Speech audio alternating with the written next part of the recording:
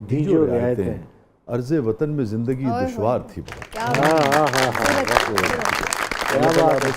हमारे पाकिस्तान पर रहम करे और जितने भी मामलात हैं आपसी, उनको हम सब मिलकर खुश उसलूबी से बैठकर डायलॉग के ज़रिए हल करना सीखें और फिर मिलजुल के, जैसे कहते हैं ना, कि आगे बढ़ सके और 25 करोड़ लोगों की ज़िंदगियों में को आसानी, को सुख, को खुशी के लम्हात जो हैं वो आ सके। नाज़रीन, कहीं नहीं जाइएगा, हमारे साथ मौजूद हैं समीना पाशा साहिबा। आप देख रहे हैं ज़बरदस्त। प्रोग्राम के अगले मरले में आपके लिए बहुत कुछ है। थोड़े से वक्त बाद आप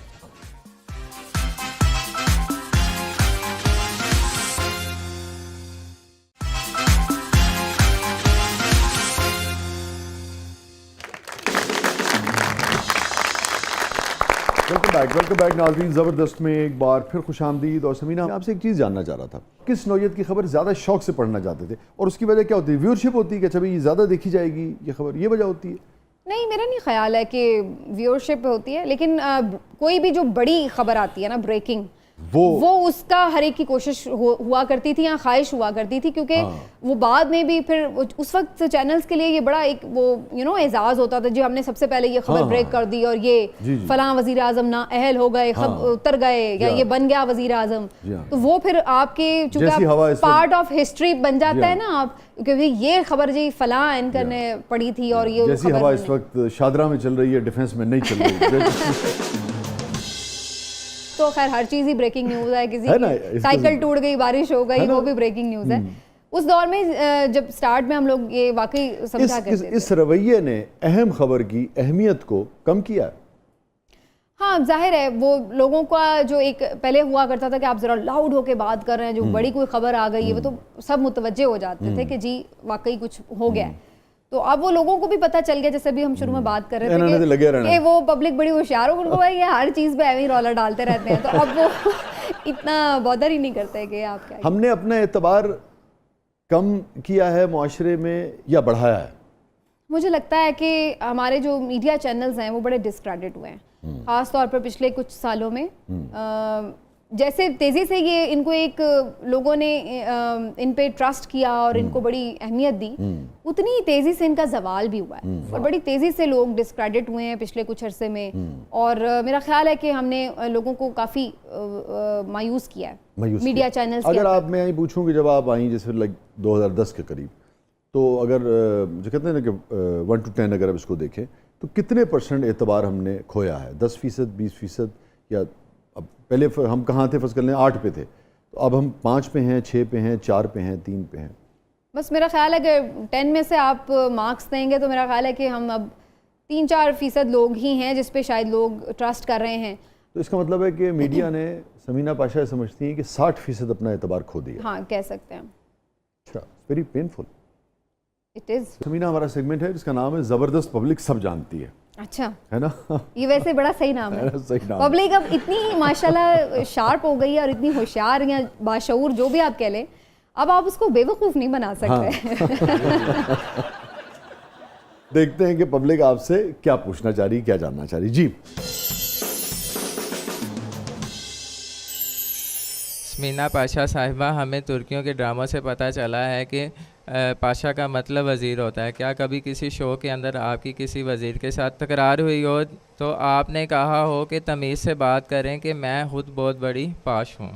अरे वाह, नहीं, मैं खुद बहुत बड़ी पाशा कहना चाह रहा था। पाश हूँ, वाह बेटा, पाश हो मैं क्या कह रहे हैं। अभी हाल ही में बल्कि एक शो में काफ़ी, शायद वो आपकी भी नज़र से गुजरा हो, अज़मा बुखारी साहिबा जो हमारी वज़ीर है पंजाब की, जी, तो जी। उनके साथ एक थोड़ा सा आपने कहा मैं खुद पाशा हूँ। नहीं, मैंने ऐसा नहीं कहा, वैसे मैं बता रही हूँ कि तकरार तो कई दफ़ा हो जाती है वज़ीरों की। अभी आखिरी वही हुई है ना? आखिरी शायद वही हुई है।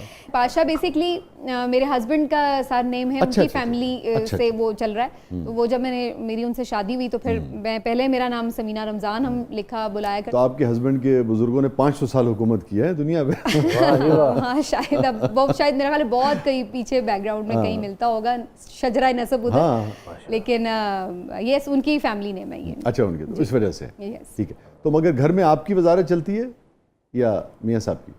हाँ, मेरी चलती है, टू बी ऑनेस्ट। तो आप वजीर हैं कि सीएम हैं कि पीएम है घर में?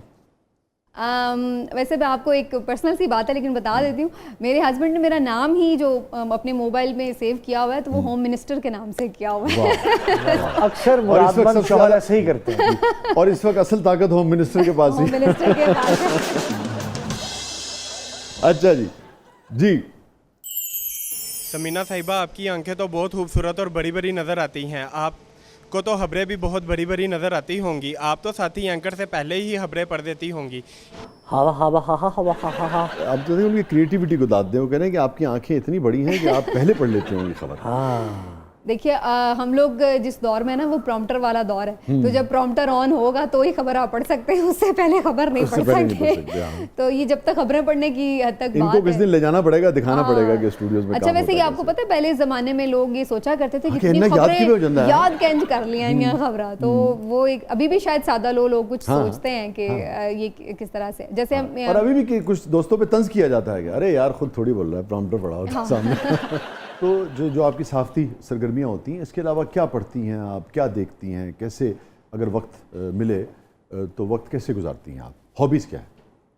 हॉबी तो मेरी बुक रीडिंग रही है, और जब किस मैं नौइयत की किताबें आपके ज़ेर में? मैं ज़्यादातर लिटरेचर ज़्यादा शौक से पढ़ती रही हूँ, और ये मैं वैसे उस वक्त की बात कर रही हूँ जब कभी वक्त हुआ करता था ज़्यादा ज़माना तालिब इल्मी में भी, और उसके बाद जब जॉब भी स्टार्ट की तो उस वक्त ज़्यादा घर की जिम्मेदारी उस तरह से नहीं होती, तो उस वक्त मैं पढ़ लिया करती थी ज़्यादा। अब जो वक्त होता है उसमें ज़्यादातर जो मुख्तलिफ आर्टिकल्स हैं या मुख्तलिफ चीज़ें जो हमारे काम से ही रिलेटेड हैं वही देखने का ही फुर्सत नहीं मिलती, तो फिर उसके बाद आखिरी किताब कौन सी पढ़ी आप?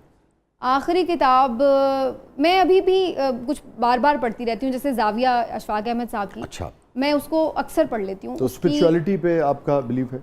जी समहाउ। और दूसरा मुझे ये लगता है कि कभी कभी कुछ ऐसे जवाबात जो आपको सामने नज़र नहीं आ रहे होते, तो वो मैं पढ़ती हूँ तो मुझे चीज़ों को मुख्तलिफ एंगल से देखने का तरीका भी पता चलता है, और कहीं ना कहीं मेरे मुख्तलिफ सवाल का कहीं जवाब भी मिल जाता है।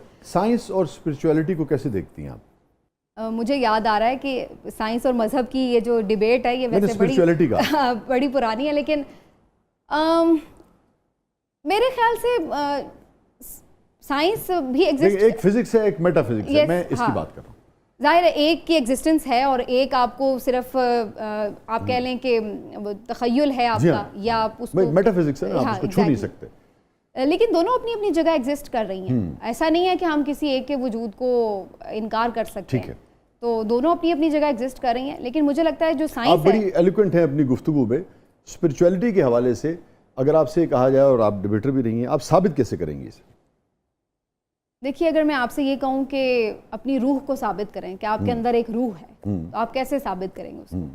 तो बिल्कुल ये इसी तरह ही है कि कुछ चीजें एग्जिस्ट कर रही हैं। हम बहैसियत मुसलमान तो इसको मानते हैं, हाँ। मगर जो लोग गैर मुस्लिम हैं उनमें से बहुत सारे लोग उसको नहीं मानते। अब देखिए ना, खुदा हर जगह है उसकी एग्जिस्टेंस, लेकिन अगर हम कहेंगे जी हमें दिख नहीं रहा, तो हम क्या उसके वजूद से? ये दोनों एक दूसरे की जिद क्यों बन गए हैं? स्पिरिचुअलिटी और साइंस साथ क्यों नहीं चल सकते? उसकी बुनियादी वजह यही हो सकती है कि जो साइंस है वो हर चीज का एक प्रैक्टिकल रीजन जो हम आंखों से देख सकते हैं, जो हम अपनी सोच, क्योंकि देखिए वो जो टेंजिबल है जिसको हम छू सकते हैं, हाँ। इस फॉर एग्जांपल एक चीज़ यहाँ से लाइट निकलती है और सामने पड़ रही है, ये टेंजिबल से लेके टेंजिबल ऑब्जेक्ट है, उसके दरमियान इनटेंजिबल है जो नजर नहीं आ रहा आपको, वो भी तो एग्जिस्ट करता ही है। बिल्कुल बिल्कुल। और हम उसको इसलिए मान लेते हैं कि वो जो कोई टेंजिबल जगह से बरामद हो रही है। फॉर एग्जाम्पल एक आदमी अमेरिका बैठा है, वो हम इसलिए मान लेते हैं कि वो फ़ोन कर रहा है चूंकि वो एक उसके पास एक ऑब्जेक्ट है और यहाँ से आवाज़ आ रही है, बीच में कुछ सब इंटेंजिबल है। बिल्कुल। मगर हम उस इंटेंजिबल को इसलिए मान लेते हैं कि हम टेंजिबल ऑब्जेक्ट्स के जरिए उसको ऑपरेट कर रहे हैं। यस। ये एक अजीब सी कुछ तो हमारे पास रीजनिंग होती है ना कि बात कैसे हो रही है, हाँ। तो वो हम उसकी कुछ रीजनिंग जब दे देते हैं तो वो साइंस है। जहाँ पे हम उसकी बहुत बिल्कुल कोई टेंजिबल रीजनिंग नहीं दे पाते तो वही स्पिरिचुअलिटी है मेरे ख्याल से, कि जहाँ पर आप, लेकिन इसका ताल्लुक मेरा ख्याल है जो आपने बात की ना साइंस की, फिजिक्स की, उसका ताल्लुक आपकी बाहर की ज़ात से है, आपकी जिस्मानी ज़रूरियात और आपकी जो मटीरियल अप्रोच है उससे है। जो स्पिरिचुअलिटी है उसका ताल्लुक आपकी रूह से है, वो आपके अंदर की रूहानियत इंसान की शख्सियत को, दिल को गुदाज करती है, आप समझती हैं, या आप समझती हैं कि आपको बेअमल करती है? मुझे लगता है वो आपको मजबूत करती है। मजबूत करती।